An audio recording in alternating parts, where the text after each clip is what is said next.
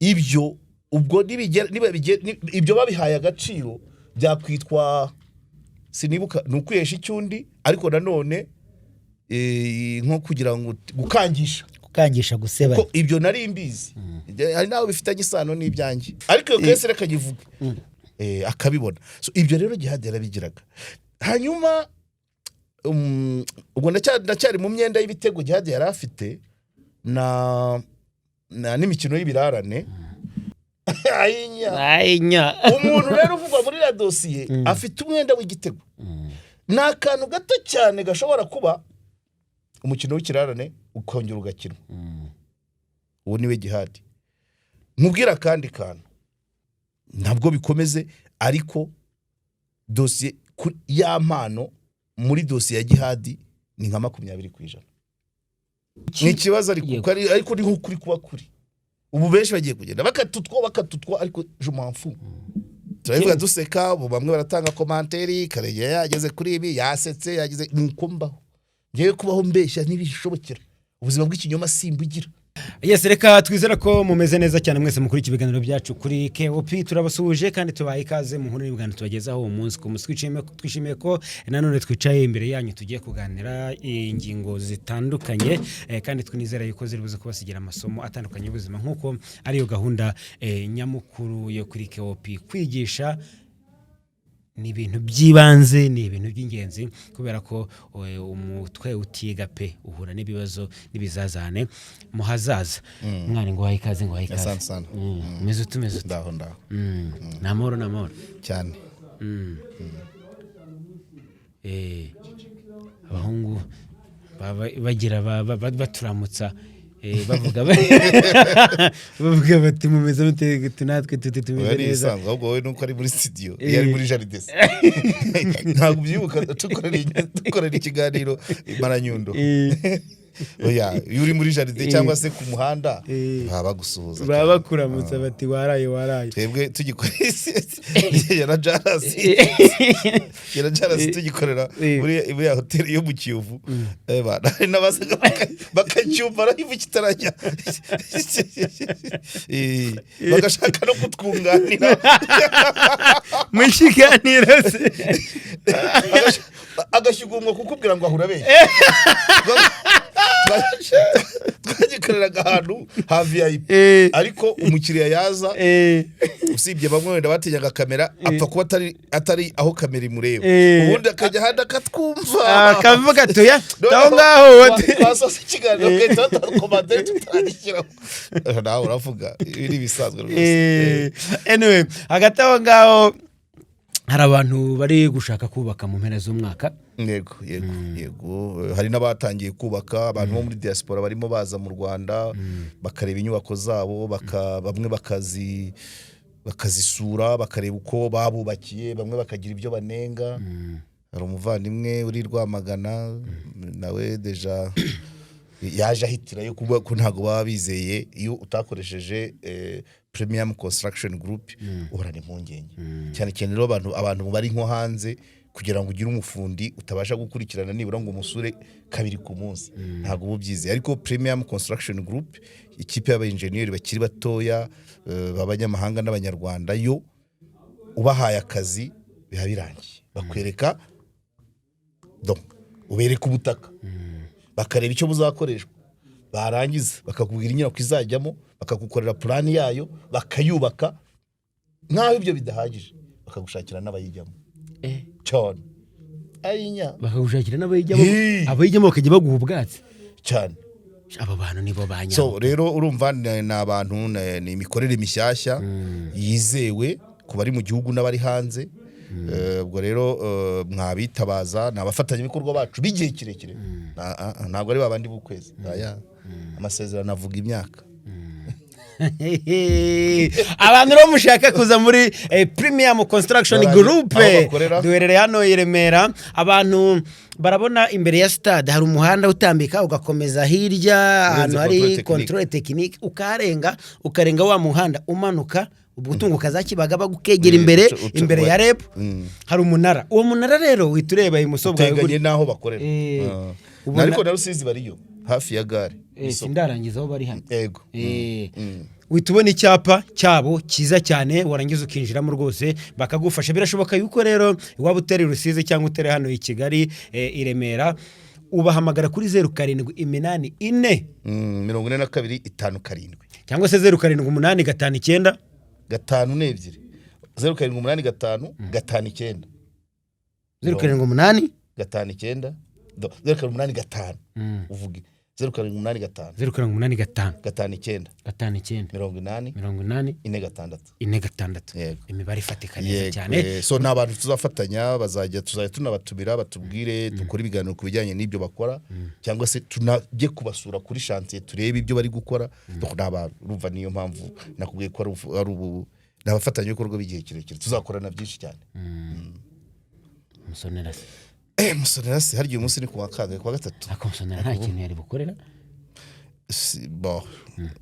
aragikora muri kino cyumweru. Kuwa gatanu twajyayo ariko ntango nzajya amaze kubikora neza.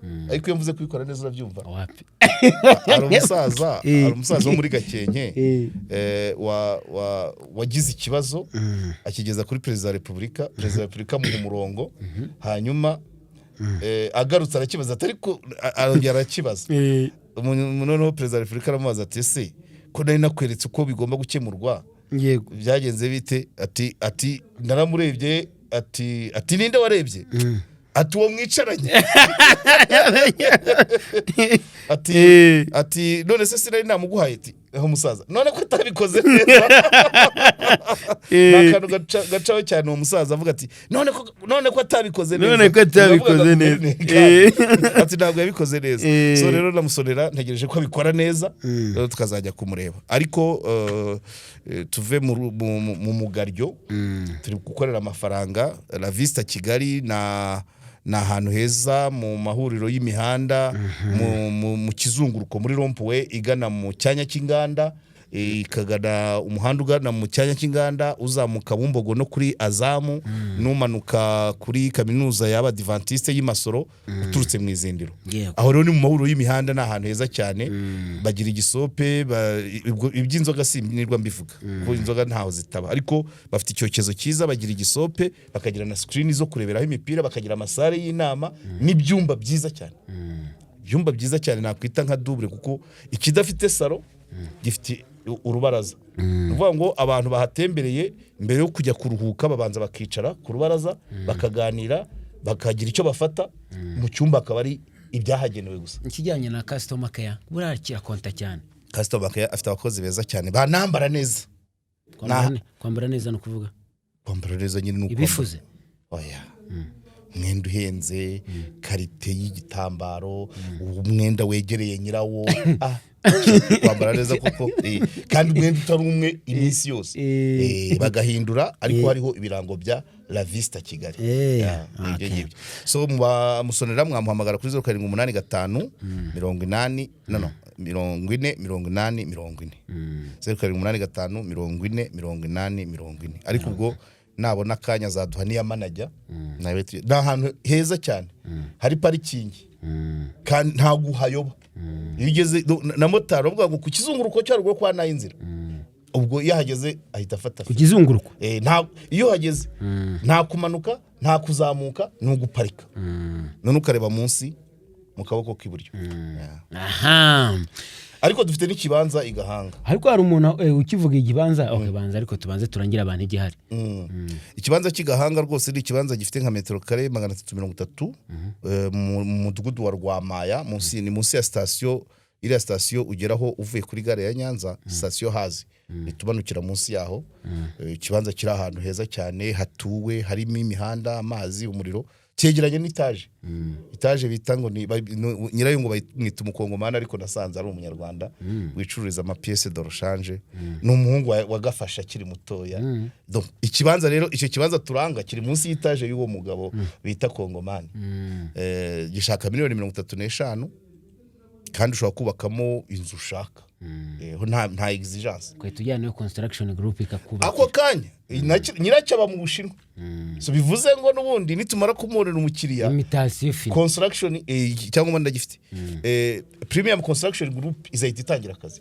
Ni ukigura nikigurwa tuzahita tugira gute dushaka tumuhuza na construction bamwubakire cyangwa namugira inama icyo yakoresha. N'umuyobozi waho twarabonanye ubu nawe arimo aragira ushinzwe umutekano muri uwo mudugudu twaraganiriye aranambwiye ati rwose ati ibi nako kanya twose ati kuko abandi ibindi bihari biragura 40 ariko icyo ngicyo turi gushaka bo 35 urumva rero ko no buryohe. So ibyo we nta kindi n'uguhamagara nimero zanjye 0789 06 50 nkabarangira cyangwa nkabajyanayo kimwe muri ibyo bayikoresha banashyiraho amafaranga wenda mu bundi buryo ajyanye n'iki amafaranga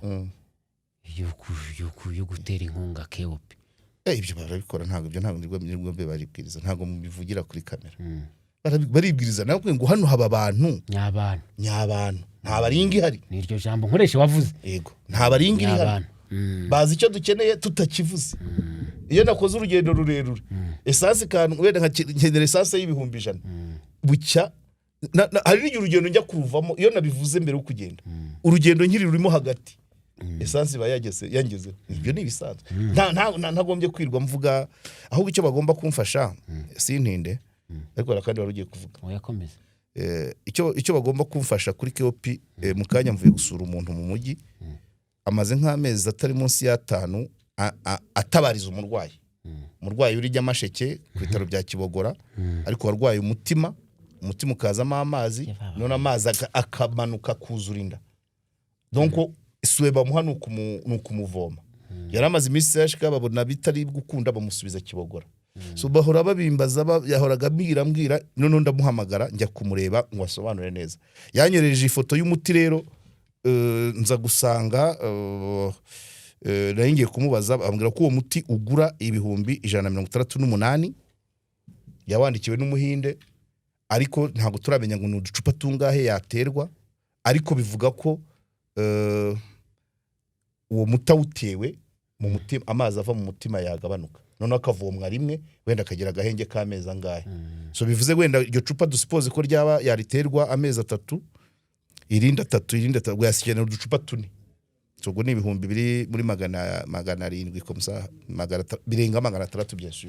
So rero uwo nguwo niwe ubu noneho niwe ucanye maremare kuko nkurikije uko bambwiye byinshi hari n'abandi baba bakeneye ubufasha benshi hari uwibwira mvura nabikubwiye umwana we birukanye ku ishuri kubera nta minerval ariko ntabwo bazamfasha iby'uwo muti nitugura agacupa kamwe bazatubwira resultat aho zigeze hanyuma twongere dushakishe ni nabakeneye nundi ariko arababaye cyane. Icyo ngiye kuvuga cyagiye tuvuga iby'ibibanza hari umuntu wese uvuga ngo afite miliyoni 10 hagati y'10 na 15 muri comments nubwo nigeze musubiza ngo nta buryo wamubonera ikibanza ndavuga ngo heheze biterwa Kanzenze ndabifite bya 18 miliyoni 18 bibiri Kanzenze urahabona n'ahantu heza cyane ni site imaze kugeramo inze 3 munsi y'umuhanda ukirenga uvuye kuninda uje muri rya korosi munsi y'umuhanda ahantu harimo inze 3 harimo ibibanza bibiri nyirabyo arashaka 18 miliyoni 36 nizashaka. So ubwo rero iyo uvuze amafaranga biterwa na quartier hari amakaritsiye y'10 na Marshal se nubizi ko bifite n'ibyeshatu n'ebyiri yego n'ebyiri imwe na 900 kamabuye ebyiri n'igice gahengeri yani yavuze nkaza hari na bisenga 5 nuvuga ngo amafaranga yose ufite icyagaragaye cyo kubera abantu bagiye biyangaje muri kano kazi amakuru aratangwa guhera kuri miliyoni 3 ushobora kubona ikibanza mu Rwanda ariko hehe hano jono ushobora kujuka cyane umuntu rero ufite 10 hagati y'10 15 avuga hehe ashaka ko yavuze ntahiro 3 tumuhica icyakanzenze 18 nimwagabanye se oya ubwo 15 twarazanze ubwo arahiye ntabwo ahiye arashitamo indi quartier cyangwa mayange oya yajya mayange mu Bugesera cyangwa se akatanga miliyoni 30 harishara akamuha harimo inzu twazibonye se amahitamo nayo umuntu bijyanye n'ikofi bijyanye n'ubwatsi bwe yego kandi ndi kureba kane kuri uyu wa gatatu tariki ya 17 Ukuboza 2025 urukiko rw'ibanze rwa Kicukiro rwasonye umwanzuro w'urubanza ruregwamo uzaba akiriho Cyprien alias Jihad, Kalisa John alias Kejon, Ishimwe François Xavier ndetse na Ishimwe Patrick alias Pazoman ndetse na Kwizera Nesta alias Papi Nesta. Umucamanza wari ufite dosiye yaba bakurikiranyweho gusakaza amashusho ya yampano yagiye kureba abana, noneho isaha yari yarashyizweho urwo rubanza ntiyubahirijwe. Mu rukiko abantu bari benshi ku buryo intebe zari zuzuye. Haje umukozi w'urukiko avuga ko umucamanza adahari, bityo yasize abwiye umwanditsi w'urukiko ko yemerewe gusoma umwanzuro. Byabaye ngombwa ko abantu bajya kureba umwanditsi arawusoma. Umwanzuro wategetse ko Jihad cyangwa se uzaba akiriho Cyprien ndetse n'uwitwa Patrick wiyise Pazoman ngiye kureba amazina y'abandi ntayavuze nabi. Wiyise Pazoman, Ishimwe François Xavier ndetse na Kwizera Nesta bafungwa iminsi 30 y'agateganyo bitewe nuko hari ibyagezweho bihagije. Ni mu gihe Kalisa John alias Kejon arekurwa we akagenda agakurikiranwa kuri gusa. Sinari nabikubwiye se. Sinari nabikubwiye ko Kalisa itazamufata. Iyi metero ndayemeye. Okay. Ntabwo urasoza ngo mugiye gusoza. Uwo mwanzuro uvuga ko bihita bibitegeko kuva usomwe. Ubwo nyine bararara amageragere. Bararara amageragere. Donc bon muri dossier usibye ko Jihad nawe kubwiye ko ari umuntu mugari. Ikindi nakubwiye n'impamvu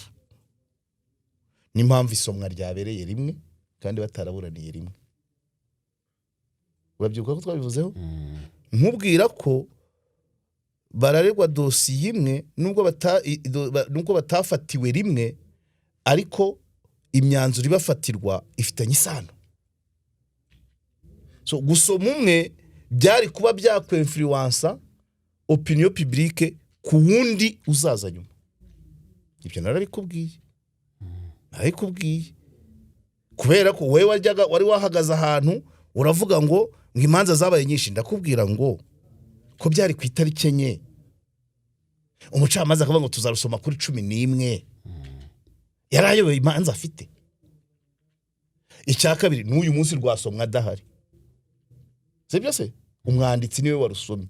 So bivuze ngo nubwo nta mpamvu sinzi ko procedure zivuga, ntabwo umucamanza cyangwa umushinjacyaha ashobora atanga ibisobanuro, ntabwo abiha public, ashobora kubiha abo bakorana. Ntabwo avuga ngo sindusomye kubera iyi mpamvu, ibyo bisobanuro ntabyo atanga. Ariko nge narakubwiye ngo inyuma y'amarido ni ukugira ngo icyemezo cyaba bambere gitegereze icya Jihad. Sibyo? Kandi urabona ko bahawe igisa. Usibye uwo nguwo Kalisa John nabonaga ngewe mu bwanjye no mu mirebere yanjye ari kure yabyo. Cyo ni kimwe. Icya kabiri nakubwiraga ko nubwo bazira dosiye imwe, muri dosiye responsabilité nini kubijyanye na yampano n'amashusho ye ifitwe na Pazo. Kubera ko Pazo yarasangiye email, password na yampano. Yampano nawe ya responsabilité ye yo kutabika ahizewe, ntabwo email y'urusangirane ibikwaho ibintu by'ibanga by'umuryango tena. Email y'urufatanye ibivugirwaho iby'akazi, ntabwo ivugirwaho ibya famille. N'ubu nkange muri dashboard ngewe nawe na Elize na Dani ntabwo twabikamo dovi y'inzu, ntabwo twabikamo urutonde rw'izahahwa kuri Noheli, kuko nta rugo ruhahira urundi.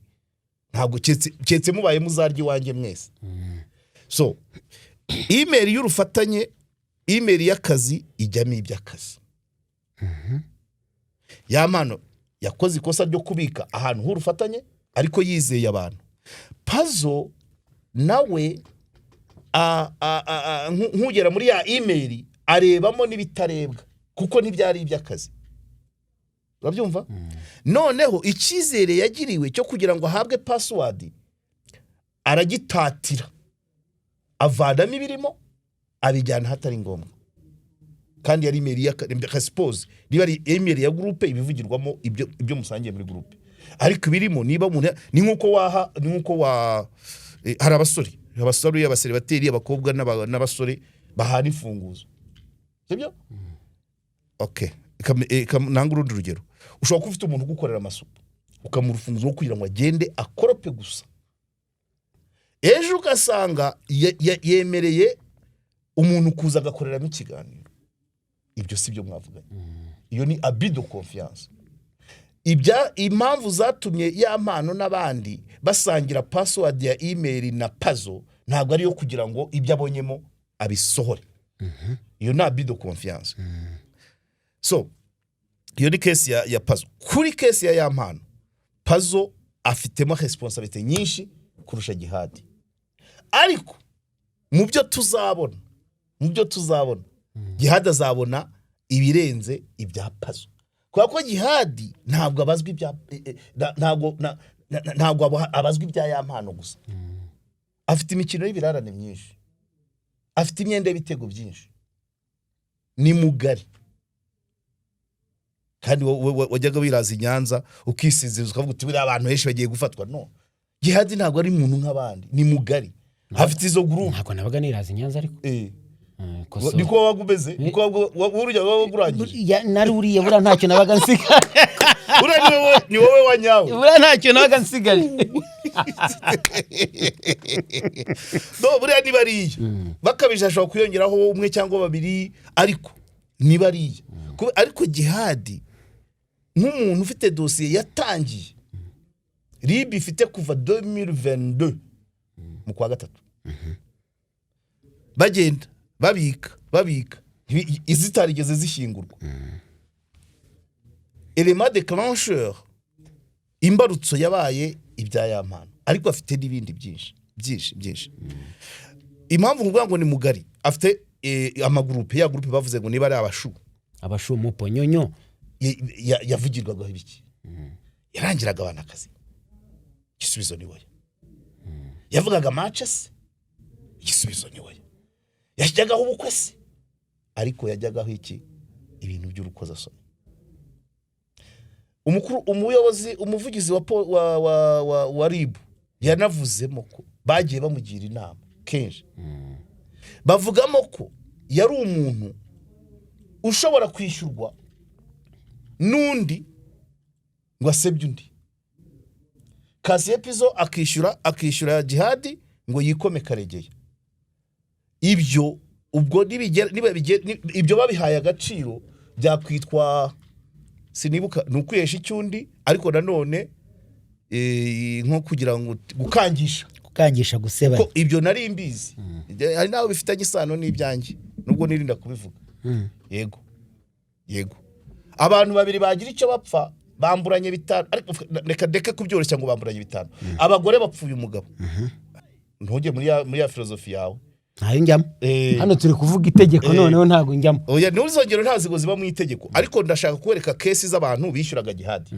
abagore bapfuye umugabo bombi utari uwabo ariko muri filozofi yanjye yitwa uwe uko we amwiyumva naho wambujije kujya yanze kugakaba yabiri byo gufata imitsina ukagungira ariko iyo case reka givuga abagore babiri bapfuye umugabo noneho umwe yishyura Jihad ngo atuke mukeba we yego ibyo byarageze byaravuzwe ntabwo byavuzwe muri public ariko byageze aho bigomba kujya izo case murangira yazivuze ntabwo yavuze detail ariko yavuga ati abantu babiri bashwanaga umwe akajya kubwira Jihad akamwishyura ngo vuga kanaka kandi ibyo ngenda bizi na mbere uko murangira bivuga nari mbizi n'amazina ndayazi shobora no kunayavuga nubwo ntavuga aho bari bavuge nta kibazo yihorere okay reka mvuga aho bari none oya hihorere ntago bari mu Rwanda god ariko wose abandi bakapfa business n'urugero bari bafatanyije wenda iduka mu gakinjiro umwe ari yundi bakishyura Jihad ngo asebye umwe wenda uwibye muri yandi yibye akishyuramo Jihad ngo asebye uwibwe weak position none nese waba wibuka abona kwishyura umuntu wo kujya uwibye wabaga yibye ubundi urabizi ubwenge bwa Salomo sintandukira uze kungarura buri ubwenge Salomo yasabye Imana bwatangiye kwigaragaza cya gihe abagore babiri bajya bamushyira umwana ngo amubagabanye babyumva noneho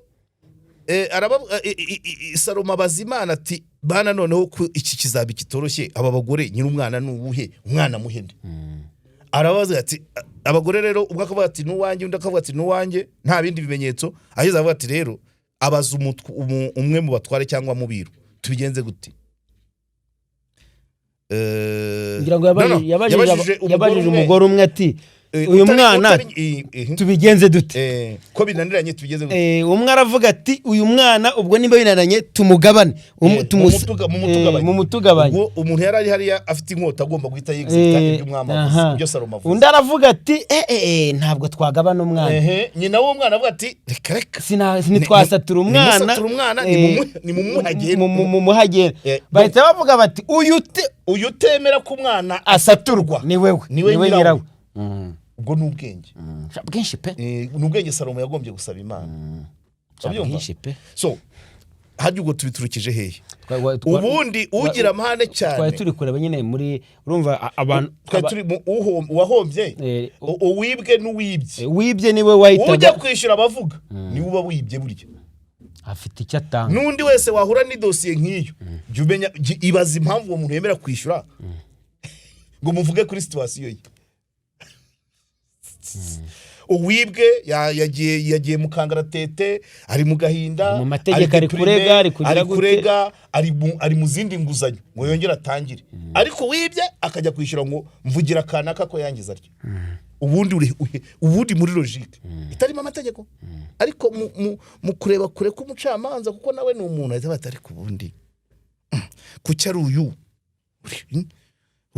uhora akabibona so ibyo rero Jihad yarabigiraga hanyuma ubwo ndacyari mu myenda y'ibitego Jihad yari afite na n'imikino y'ibirarane wibuka ko Jihad ese ejo nta bantu twavuganye cita yashatse gutegeka guhoberana bakabyitwaramo neza reka mbyite gutyo biriya bintu nagusobanuriye se Jihad ibyo we ntiyarabirimo ari amakampu timu A na timu B ayinya ega ntago ziza direct biriya bintu nta muntu wigeze abibazwa ariko abadosiye arahari aho byaganaga nuko byatangiye buri wese uvuga muri la dosiye afite umukino w'ikirara narabize neza kubera iki kubaza kongeraho neza urajya usabe fact se ngo kugira ndabizi ko dosiye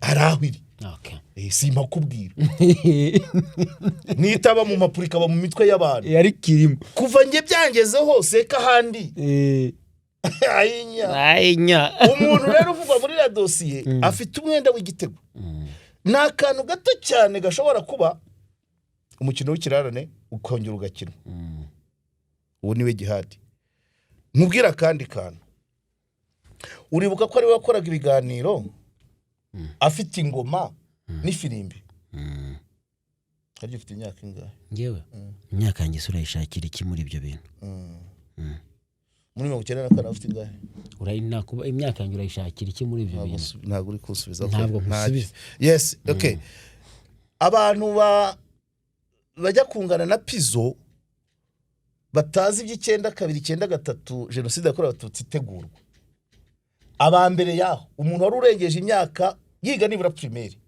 hagati ya 90 na 94 azi iki sifuri ivuga n'ingoma ajuze ingoma ni sifure azi icyo bivuga Jihad yabikoranaga ikiganiro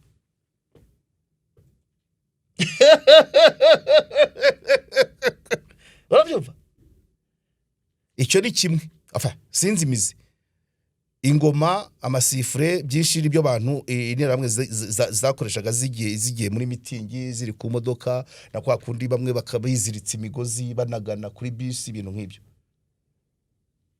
icyo ntabwo ari icyaha ariko biributse iki ikiganiro gikoze nta sifure nta ngoma ntago cyakumvikana. Hanyuma ubwo ndi muri housing format y'ibiganiro bye, harimo isifure harimo ingoma. Hanyuma content kabiki sinzi iyo numvise ngo imipuri Nyarugenge ngo irajagaraye ibiki, imagine urumva nk'ibyo bintu uvuza n'ingoma,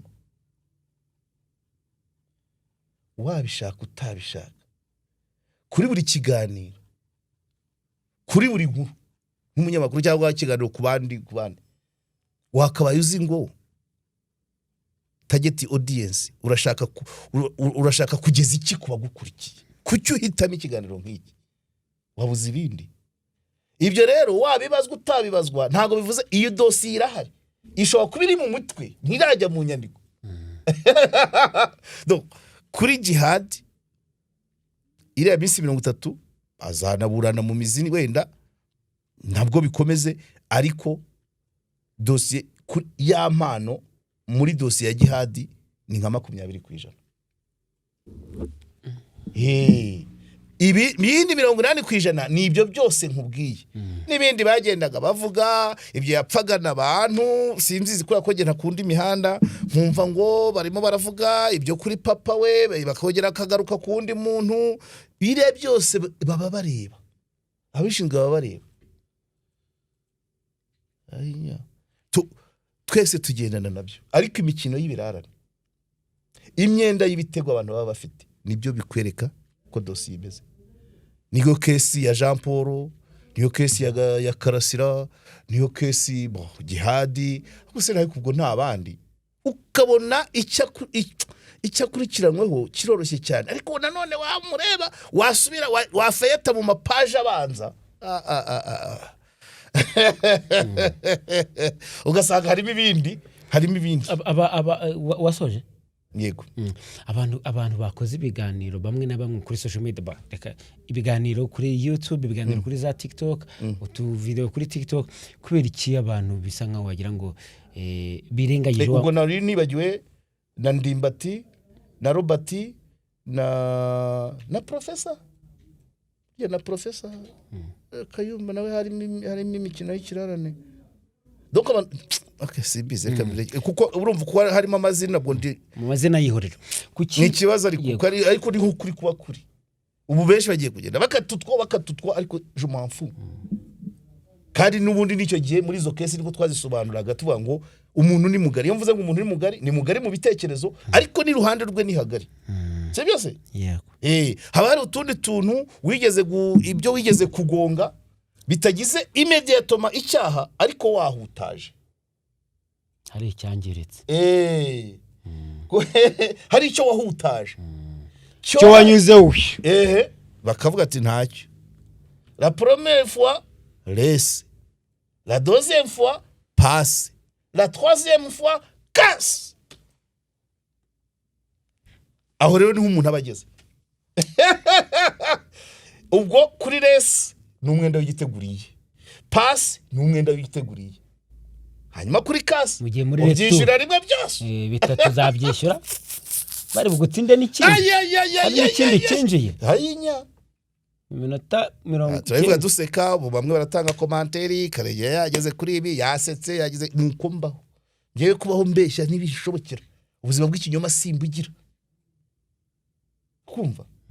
Mbivuga uko mbibona, sinanywa uko mbibona nk'abandi, ntabwo ntegetswe kubibona nk'abandi, cyane ko bamwe harimo abisinzirije badashaka kubibona nka mugenzi wanjye uri ibumoso bwanjye abakisi. Oya wese reka ndengewe wowe ntabwo usinzirije ibintu tubivuga sinabikubwiye, ariko ngiye mba ndeba umuntu babaye ngavuga ni wenda reka mbyoroye. Donc nuvuga ngo abo bantu harimo abisinzirije kanabo bavugire rimwe, abisinjirije badashaka ko batavuga ntibimveho, urabyumva. Hari nabo benshi, harimo abiyorobetse bafite ikindi bashaka batagetinga, aryamye amajanja ati isa nasimbuka nkagifata, urabyumva. Harimo nabandi baryamiye imyanda, imigera, ibisebe by'imifunzo baryamiye bahisha, urabyumva. none ya myanda n'imigero ugashyira munsi y'igitanda hejuru ugasasa ishuka neza ugashyiraho akamenyetso k'ubuti donc akabashashagirana ariko mu bitugu byawe harashize.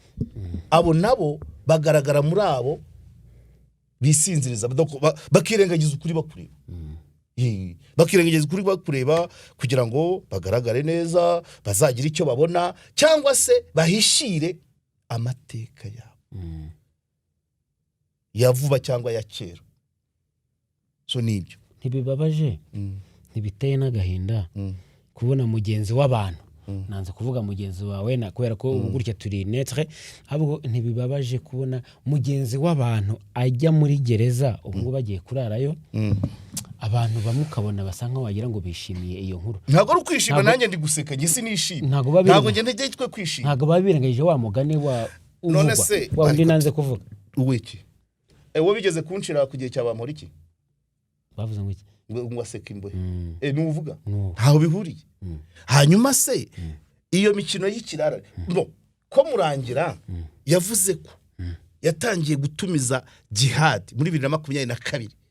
Abo bafana ba Jihad higeze babwira ibyo yavuganye na murangira, nese bura murangira bihimbiye hariya ntago yabeshya. So ntitukajye mu kigare rero, ntago yabeshya. None se bahaye agaciro ibyo murangira avuga ati kuva mu kwa gatatu 2022 twatangiye kwakira Jihad tukamumarana amasaha nk'atatu akahava ari byo tuvuganye tukanabimwandikira. Yabwiraga abantu niyi Ibya amano bitaba Jihad yarasigaje akantu kamwe gusa, ariko byo with the fact kuko dosiye ye muri RIB na parike yari hari ipendinze. Iyo niyo mikino y'ikirana tuba tuvuga y'ibyaha imuna. So rero kuvuga ngo umuntu uramukunda ntabwo no mwisoko ntabwo no mwikosa uzakomeza umukundi kuko amakosa ayakora ntabwo aba yakubwiye. Inshuro yagiye kuri RIB yazibwiye abafana, yaravuze ati mvuyeyo ngewe niyo ngiye yari ugutembera nitabikoramo ikiganiro. Niko bimeze kubera iki mva kandi ntakunda ubuzima bw'ikinyoma. Urumva ari yenjayo kuko hano isi yabaye umudugudu, hano se barafotora abantu bose. Iyo mvuye mpagaze ku cyapa babambona mava njya kwinjira hari nka 5 bambonye, nageramo nkasangayo abandi 5 bahaje, nkasangayo nabandi nk'icumi bahakora ariko batazi impamvu ituma mpaza, nkagira nabandi 3 banyakira. No mu kugaruka nkongera abo bantu bose aho kugira ngo bagiye muri commentaire ngo Karegeya ngo yiriwe kuri RIB ngo noneho ngo byagenze bitya batagere no guhimba ngo yibye amafaranga ya wenda ya banke, nababwiye icyari kinjyanye amagamba agashirivuga cyangwa bakanahamagara ati ko Karegeya ari iwanyu yaraje mu biki bakababwira. Ibaze rero nabi batera hanyuzaje kudusuza. Ari umuntu ari kesi njya nkunda kwibuka nyikora inyarutarama, umuntu yaje kumpa invitation aza muri Vigo y'umukara ya film. Urabyumva anahagarara nabi pe ntiyaparitse neza, yasanze ndansoje akazi ahita parika ahantu ngaguhereze invitation. Amaze kumpa invitation urumva kugira ngo mbyumve mu modoka ya filme babanje kumbwira ngo ninjire mu modoka abantu bareba. Ndakumenyesha ko bamvanye aho ngaho bangeza mu rugo mu Kiyovu. Iriya centre ya Nyarutarama yabakorera muri iriya nzu ndende no munsi y'umuhanda bari batarahasenya, bahise batanga amakuru ku kazi wacu.